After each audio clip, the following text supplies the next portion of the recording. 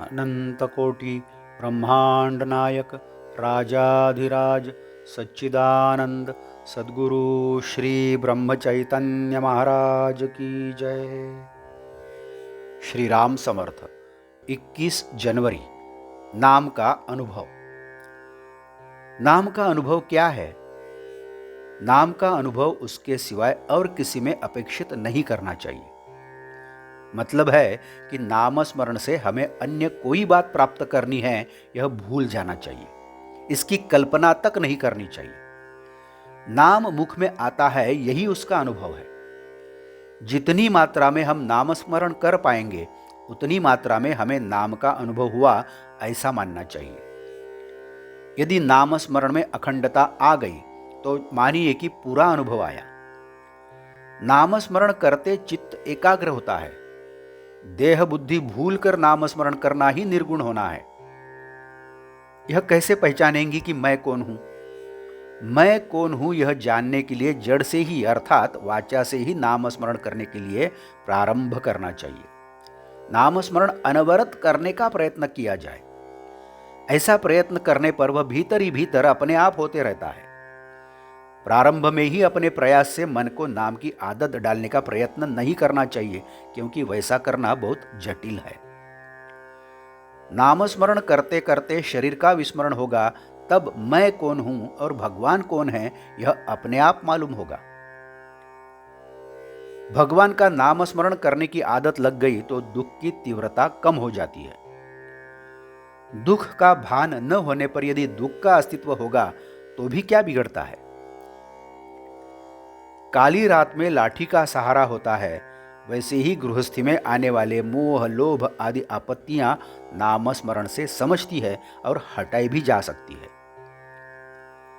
अंगार के पास घी रखने पर पिघलता है, वैसे ही नामस्मरण की अंगीठी पास रखने पर अभिमान पिघल जाता है। यही नाम का अनुभव है। किंतु लोग नामस्मरण के बारे में कुछ जानना नहीं चाहते। यदि कोई जानना चाहता है तो उसका चिंतन मनन नहीं करता। यदि किसी को चिंतन मनन करने के पश्चात नामस्मरण की महत्ता समझ भी गई तो भी नित्य नामस्मरण करता नहीं। रुकावटें होने पर भी नामस्मरण कर सकते हैं, इसलिए नामस्मरण न करने के बहाने मत ढूंढिए। बहानेबाजी में असत्य छिपा हुआ रहता है। असत्य से आलस पैदा होता है और आलस के कारण सर्वनाश होता है। सुबह जगने के बाद नामस्मरण करने का नियम करना चाहिए।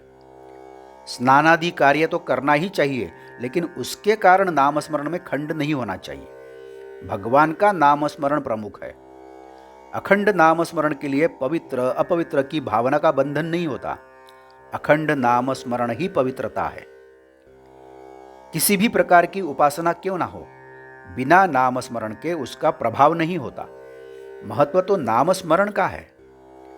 भिन्न भिन्न देशों का अन्न अलग अलग प्रकार का हो सकता है, लेकिन उसे पचाने के लिए आवश्यक पानी यहां वहां सब जगह एक जैसा ही होता है।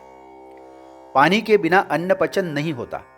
उसी तरह उपासना रूपी अन्न को पचाने के लिए नामस्मरण रूपी पानी की आवश्यकता होती है। अतः नामस्मरण को महत्व देकर उसे निरंतर लेते रहने का प्रयास करना चाहिए, उसका अभ्यास बढ़ाना चाहिए। किसी भी प्रकार की आपत्ति आने पर भी नामस्मरण करना छोड़ना नहीं चाहिए, उसी से भगवान का सहारा मिलेगा। आज का बोध वचन। नामस्मरण करने में हमें स्वयं ही बाधा होते हैं। उस बाधा को हटाने पर नामस्मरण का अनुभव होगा ही। जानकी जीवन स्मरण जय जय राम। नमस्कार। मराठी और हिंदी में श्री महाराज की प्रवचन आप हर रोज सुन रहे हैं, लेकिन आपसे विनती है कि कृपया चैनल को भेंट देकर प्लेलिस्ट देखिए। प्लेलिस्ट के जरिए आप कोई भी प्रवचन अपनी सुविधा के अनुसार सुन सकते हैं। मैं फिर से एक बार आपसे कहना चाहूँगा कि यदि आपने अभी तक चैनल सब्सक्राइब नहीं किया है तो कृपया सब्सक्राइब करिए, लाइक करिए, शेयर करिए, कमेंट्स दें, बेल आइकन दबाना मत भूलिए। धन्यवाद। जय जय श्री राम।